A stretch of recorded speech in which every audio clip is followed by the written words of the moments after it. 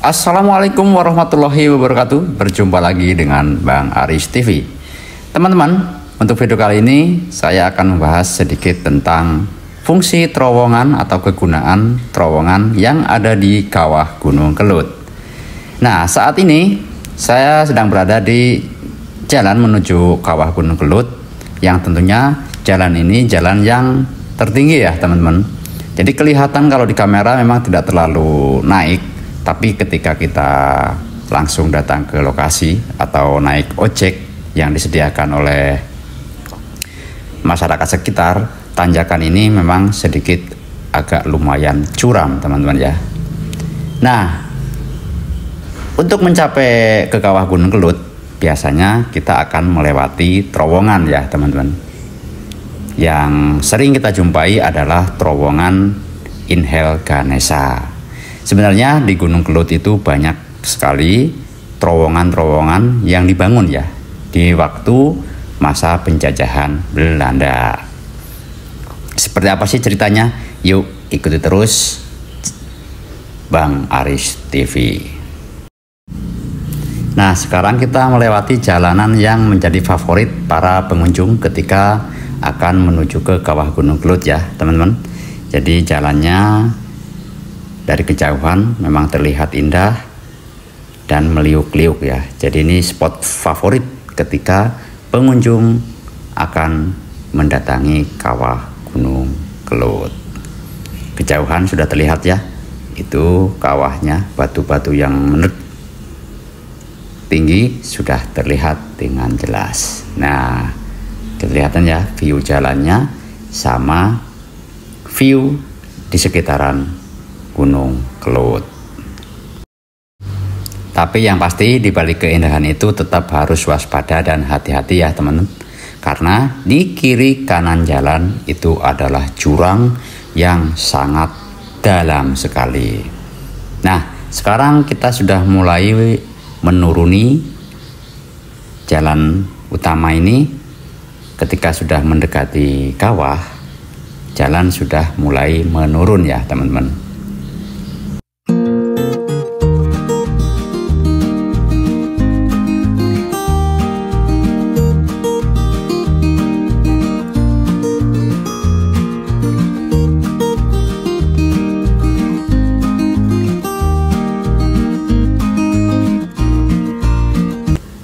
Setelah melewati jalan yang mulus atau cotoran yang bagus, nah sekarang kita akan melewati jalan yang rusak ya teman-teman.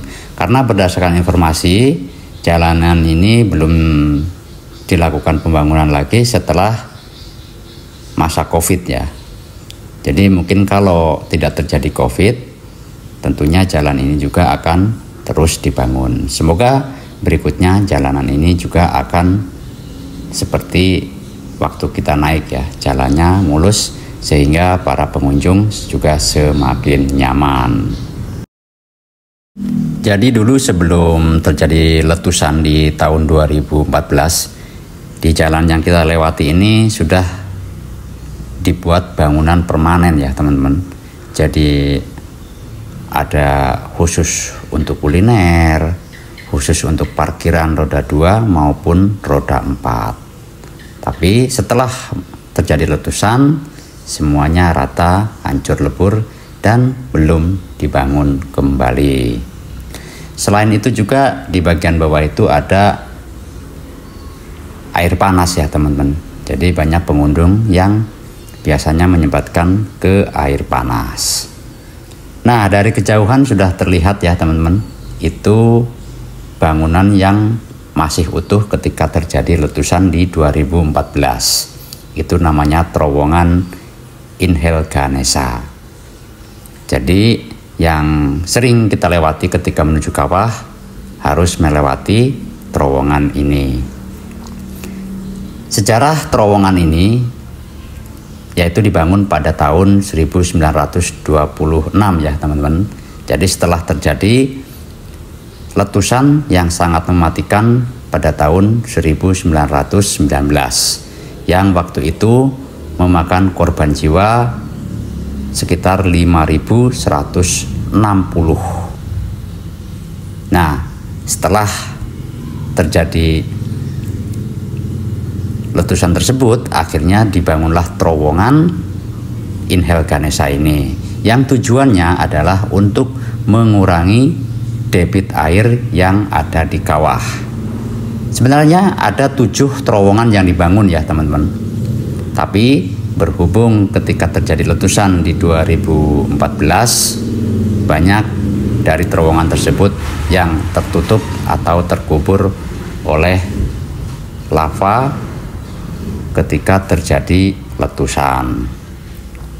Jadi tujuannya dibangun terowongan tersebut adalah ketika terjadi letusan atau volume debit air yang ada di kawah ini itu bisa keluar ya teman-teman. Jadi tidak full penuh di area kawah, sehingga ketika terjadi letusan aliran lava tidak terlalu jauh menuju ke area masyarakat. Jadi seperti itu ya teman-teman, tujuan dibangun terowongan di Kelut. Dan ini pun berdasarkan informasi yang didapat dari banyak sekali sumber ya. Gunung Kelut walaupun tidak terlalu tinggi karena berada di ketinggian 1731 mdpl, tapi untuk letusannya memang terkenal paling dahsyat ya teman-teman. Untuk kategori gunung, Kelut itu termasuk tidak terlalu tinggi ya dibandingkan dengan gunung-gunung yang berada di Pulau Jawa yang berada di ketinggian di atas 3000 meter di atas permukaan air laut.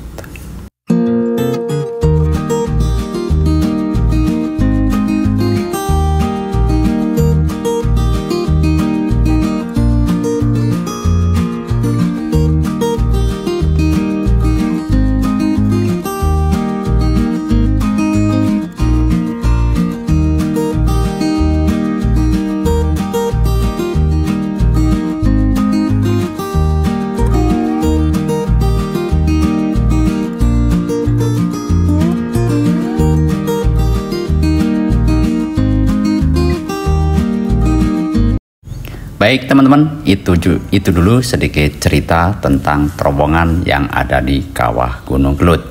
Semoga bisa menjadikan pengetahuan atau menambah wawasan ilmu untuk teman-teman semuanya. Terima kasih.